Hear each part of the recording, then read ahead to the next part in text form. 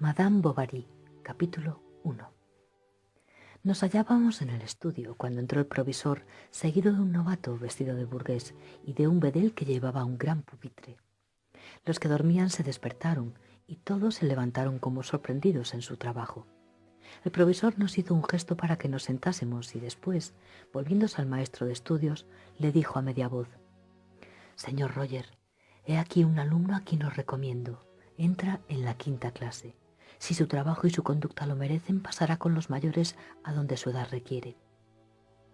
El novato, que había quedado en un rincón detrás de la puerta de modo que apenas se le veía, era un mozo campesino de unos 15 años y más alto que cualquiera de nosotros. Tenía el cabello cortado sobre la frente como un chantre de pueblo, el aire tranquilo y muy torpe. Aunque no era ancho de espaldas, su gabán de paño verde con botones negros debía molestarle en las sisas, y por la abertura de las bocamangas permitía ver unas muñecas rojas, habituadas a ir descubiertas. Sus piernas, con medias azules, sobresalían de un pantalón amarillento, demasiado subido por los tirantes. Calzaba zapatos gruesos, mal lustrados y guarnecidos de clavos. Comenzó el recitado de las lecciones. Él fue todo oídos, escuchándolas con la atención de un sermón, sin atreverse siquiera a cruzar las piernas ni a apoyarse sobre un codo. Y al cabo de 2 horas, cuando sonó el reloj, el maestro de estudios hubo de avisarle para que se pusiera en fila con nosotros. Al entrar en clase teníamos la costumbre de tirar las gorras al suelo, con objeto de tener enseguida las manos más libres.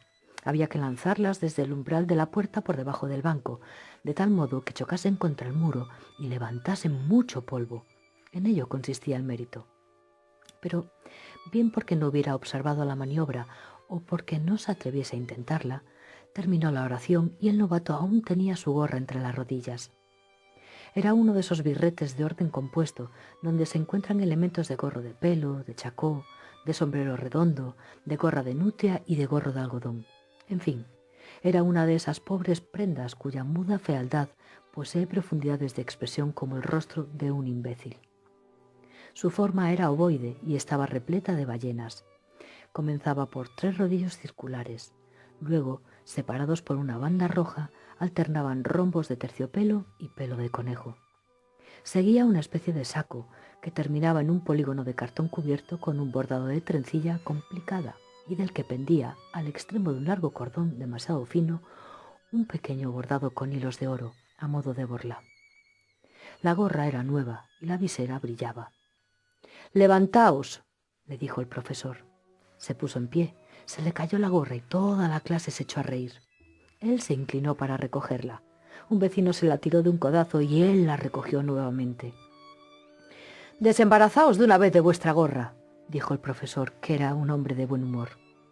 Estalló una carcajada de los colegiales que descompuso al pobre muchacho de tal modo que no sabía si conservar la gorra en la mano, dejarla en el suelo o ponérsela en la cabeza. Por fin se sentó y la colocó sobre sus rodillas. «Levantaos», ordenó de nuevo el profesor, «y decidme vuestro nombre». Con voz atropellada el novato articuló un nombre ininteligible. «Repetid». Soy yo el mismo farfulleo de sílabas, ahogado por los abucheos de la clase. «¡Más alto!», gritó el maestro. «¡Más alto!». El novato entonces tomó una resolución extrema. Abrió una boca desmesurada y a pleno pulmón, como si fuera a llamar a alguien, lanzó esta palabra: «¡Char Bovary!».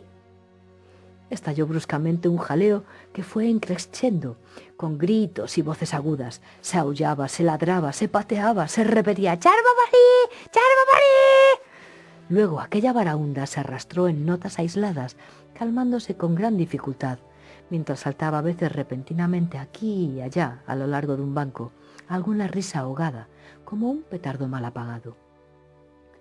Bajo la lluvia de castigos, sin embargo, el orden se restableció poco a poco en la clase y el profesor, habiendo llegado a entender el nombre de Charles Bovary, que se hizo dictar, deletrear y releer, mandó enseguida al pobre diablo que fuese a sentarse en el banco de los torpes, al pie de la cátedra.